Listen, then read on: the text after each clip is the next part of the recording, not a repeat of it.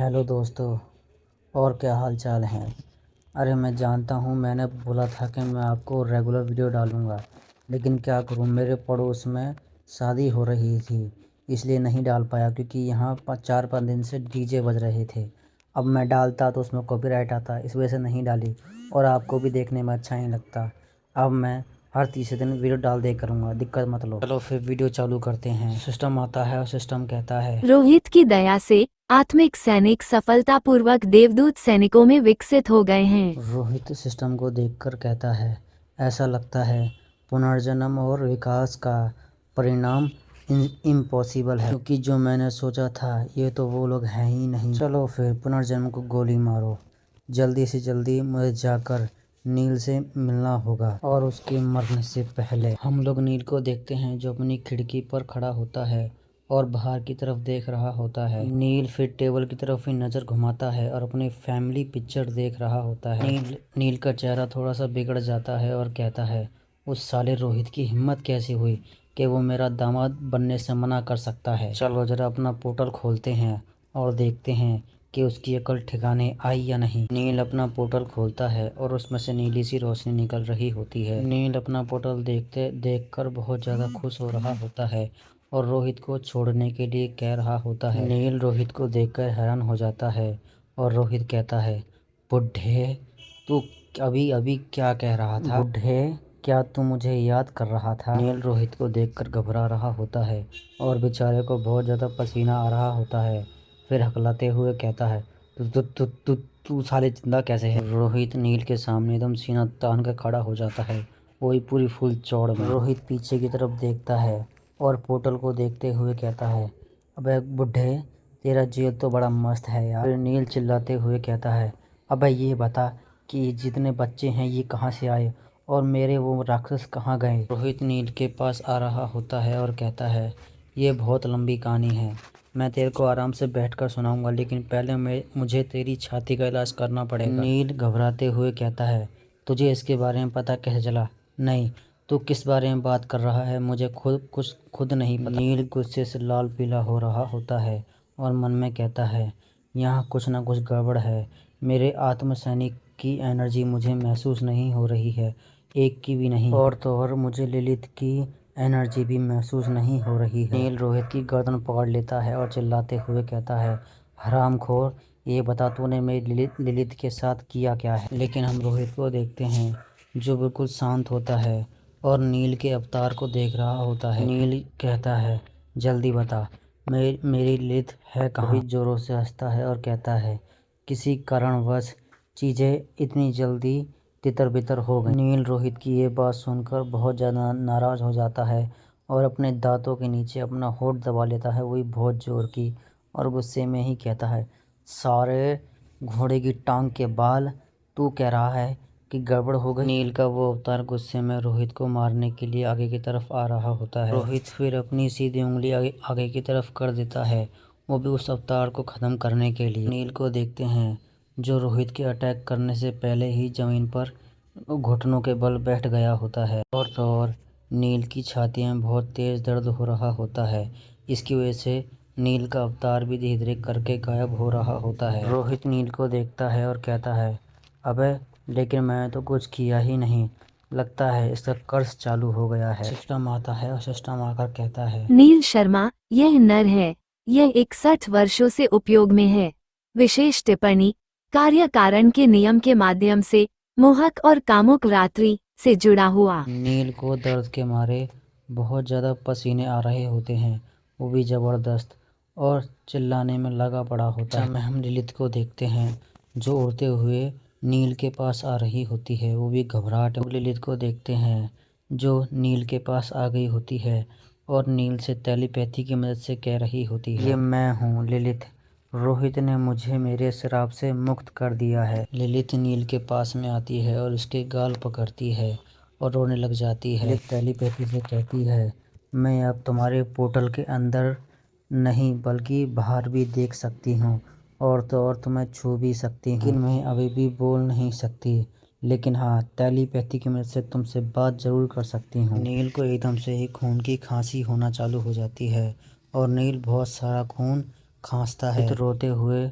रोहित की तरफ देखती है और टेलीपैथी से कहती है, प्लीज़ सर जल्दी करो। रोहित पहले तो नील को देखता है, वो भी घूर कर। रोहित फिर हमें कर्ज के बारे में बताता है। लिलित की मदर की आंखें देखते हैं और लिलित की मदर कहती है, इस तुच्छ इंसान की वजह से तुमने मुझे धोखा देने की हिम्मत की है। तुम दोनों को लगता है कि तुम दोनों ऐसे ही जिंदगी भर जीते रहोगे। जिस दिन लिलित का पुनर्जन्म होगा और वही दिन होगा जब सो दाऊ की इच्छा पूरी होगी। अब भाई मुझे नहीं पता ये सो दाऊ कौन है और ललित की माँ इसके बारे में क्यों बात कर रही है, क्योंकि कहानी में भी बताया नहीं गया है। और तो और तुम्हारे जिंदा होते ही मैं तेरे इस पति की आत्मा खा जाऊंगी। मैं इस तेरे पति पर पूरी दुनिया का दुख दर्द और तो और हर एक चीज़ लगाऊंगी और अपने हाथों से ही तेरे पति को बीच में से फाड़ दूंगी। एक महान दुष्ट ईश्वर के रूप में मैं भविष्यवाणी करती हूँ। रोहित हंसता है और मन में कहता है, ओ चुड़ैल की नानी, लेकिन मैं तुझे इसकी अनुमति नहीं दूंगा। मैं अपनी एस क्लास की एबिलिटी से देख तेरा कर्ज कैसे हटाता हूँ। रोहित नील के पास बैठ जाता है और अपनी स्किल को इस्तेमाल कर रहा होता है और कहता है, देख नील, अगर तुझे दर्द होगा ना तो मुझे माफ़ कर दियो, क्योंकि इसमें मैं कुछ नहीं कर सकता। रोहित फिर धीरे धीरे करके अपनी उंगली कर्ज के पास लेकर आता है और अपनी स्किल को स्टार्ट कर देता है। रोहित उस कर्ज को धीरे धीरे करके नील के छाती से मिटा रहा होता है। सारा काम खत्म होने के बाद रोहित स्वैग में अपनी उंगली पे फूंक मारता है, जैसे कि इसने अभी अभी गोली चलाई हो। एकदम से ही लिलित की मदर जोर से चिल्लाती है, ओ हरामखोर, तेरी हिम्मत कैसे के सामने इस वेश में धीरे धीरे करके एक होल हो रहा होता है। छेद में से बहुत गंदा प्रेशर निकलता है, जिसकी वजह से नील की बिल्डिंग के विंडो के कांच भी टूट जाते हैं। रोहित ऐसी पावर देखकर खुश हो रहा होता है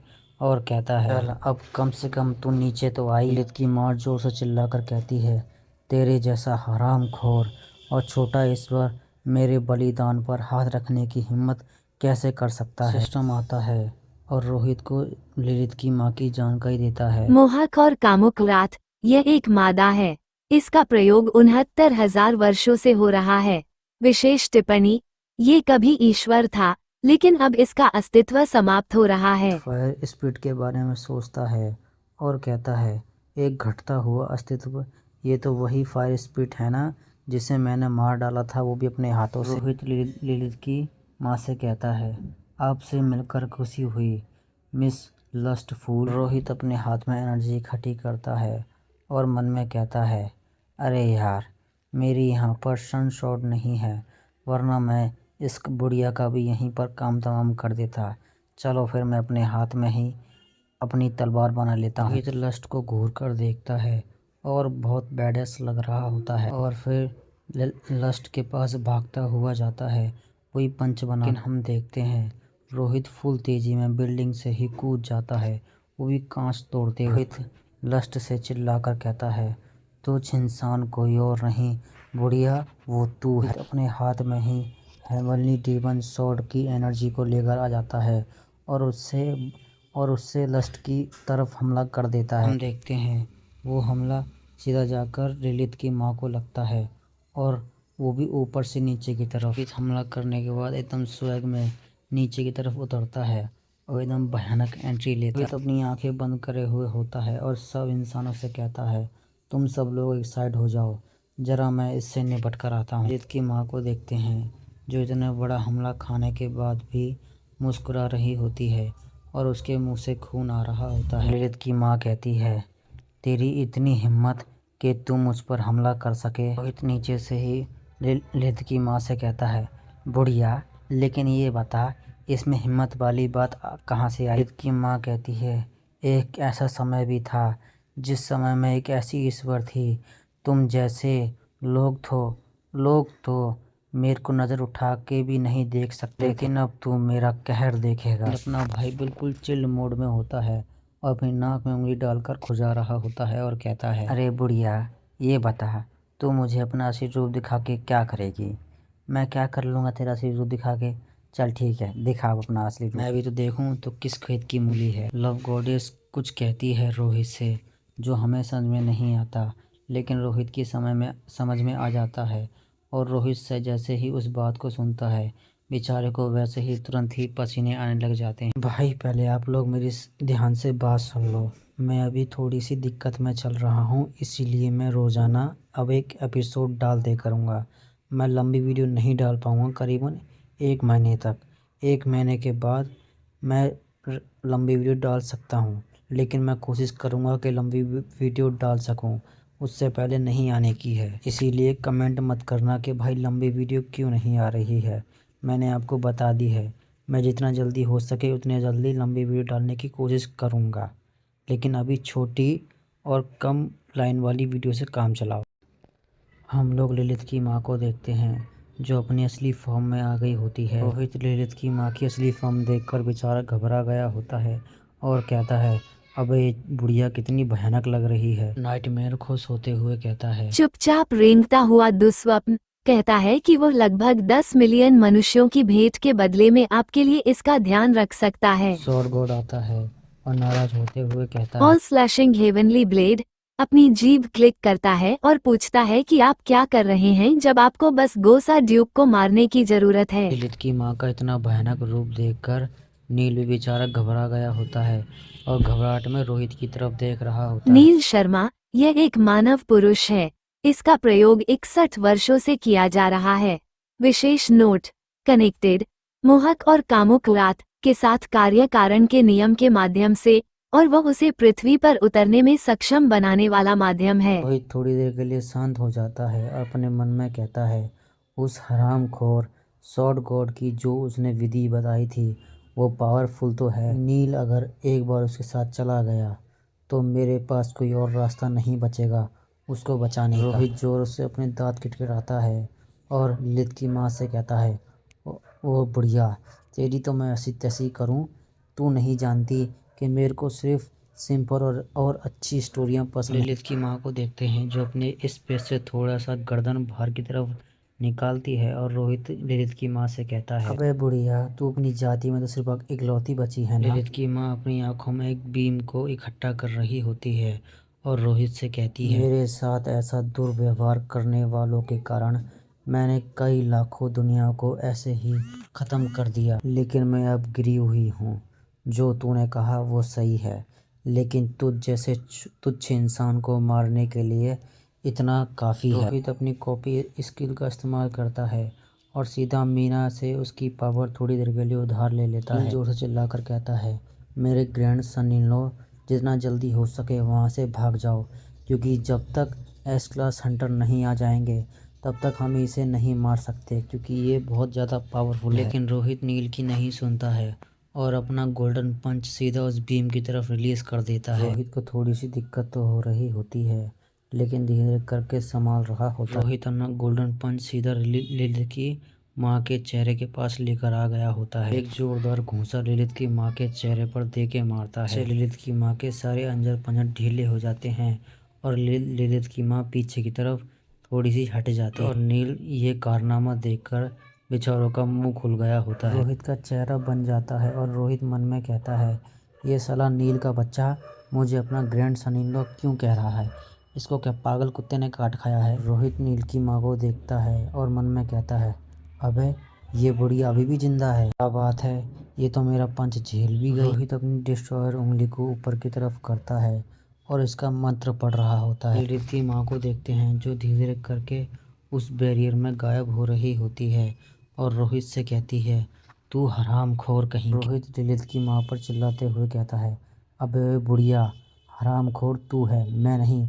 और अगर इतनी महान बन रही है तो मेरे सामने आके दिखा, तू अपनी दुनिया में क्यों छुप रही है। ललित की माँ फिर एकदम से ही बहुत ज़्यादा गुस्सा हो जाती है और अपने ही स्पेस को पकड़ती है और उसको बीच में से फाड़ रही होती है। मुंह के अंदर से एक लेज़र बीम को फायर करती है। जैसे ही इस लेज़र बीम को देखता है, बेचारा थोड़ा सा हैरान हो जाता है और कहता है, ले अब लग गई लंका, और बोल ले साले। उस जगह पर एक बहुत बड़ा ब्लास्ट हो गया होता है। ललित और नील परेशान हो गए होते हैं इतना बड़ा ब्लास्ट देखने के बाद और चिल्ला रहे होते हैं। हम लोग रोहित को देखते हैं, जो इतना बड़ा हमला खाने के बाद चारों खाने चित्त लेटा हुआ होता है। धीरे से आवाज़ में कहता है, तेरा हमला कुछ ज़्यादा ही ताकतवर था। माँ कहती है, तुझ जैसे एक तुच्छ इंसान की हिम्मत कैसे हुई कि वो मेरे वंश को रोकने की हिम्मत कर सकता है। रोहित पड़े पड़े जमीन पर कहता है, पक्का ये बुढ़िया उस फायर स्पीड से बहुत ज़्यादा शक्तिशाली है। रोहित फिर दोनों बहनों की पावर उधार ले लेता है,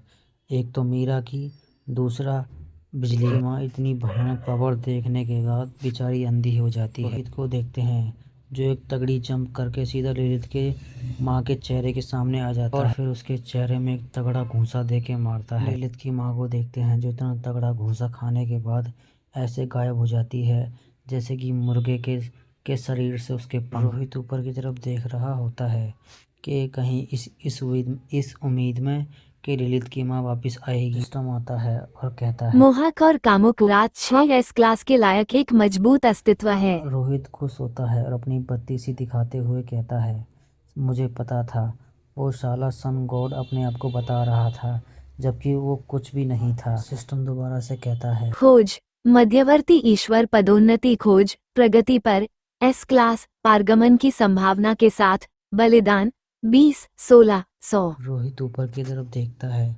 हम देखते हैं नील को वो छोटे छोटे एंजल नीचे की तरफ ला रहे होते हैं। रोहित जैसे ही नील की ऐसी हालत देखता है वैसे ही कहता है, अबे ललित की माँ को तो मैंने मार दिया लेकिन अब इसके साथ क्या दिक्कत है। फुल तेजी में उड़ती हुई रोहित के पास आती है और टेलीपैथी से कहती है, अगर ऐसा ही चलता रहा तो मेरा पति बहुत जल्द मर जाएगा। आपने निशान भले ही हटा दिया हो लेकिन कर्ज अभी भी बना हुआ है, इससे मेरे पति की जान खतरे में है, जल्दी कीजिए ताकि मेरा पति जिंदा रह सके। रोहित चिढ़ते हुए मन में कहता है, ये हरामखोर बुढ़िया मरते मरते भी इसको अपने साथ ले जाना चाहती है, लेकिन कोई बात नहीं, मैं अब इसको ठीक कर देता हूँ। हीलिंग फिंगर का इस्तेमाल करता है और नील के सर के ऊपर रखता है। नील धीरे धीरे करके ठीक हो जाता है और फिर उठकर बैठ जाता है। नील थोड़ा सा हैरान होता है और अपने आप को ठीक होते हुए देखकर कहता है, ये हो ही नहीं सकता, ये नामुमकिन है, एक S क्लास का हीलर भी मुझे इतनी जल्दी ठीक नहीं कर सकता। ये क्या किसी को भी ठीक नहीं कर सकता क्योंकि उसके पास इतनी पावर ही नहीं होती है। नील को ठीक देखकर खुश हो जाती है और नील के गले आकर लग जाती है। रोहित इन दोनों मियाँ बीवी को खुश देखकर फिर अपने मन में कहता है, देखो कितनी अच्छी हैप्पी एंडिंग है, मैं बस यही चाहता हूँ कि ऐसे ही हर कोई अपने हैप्पी रहे, भले ही इसके लिए मेरी जान क्यों ना चली जाए। सिस्टम कहता है, बधाई हो, आर्केंजेल लिलित और नील रोहित के विश्वासी बन गए हैं। S वर्ग पार जाने की संभावना के साथ विश्वासी 12-100। हम लोग मकड़ी रानी को देखते हैं जो किसी डीमन के सामने झुककर बैठी हुई होती है और ये मॉन्स्टर कहता है, जरा फिर से रिपीट करना, तुमने अभी अभी क्या कहा।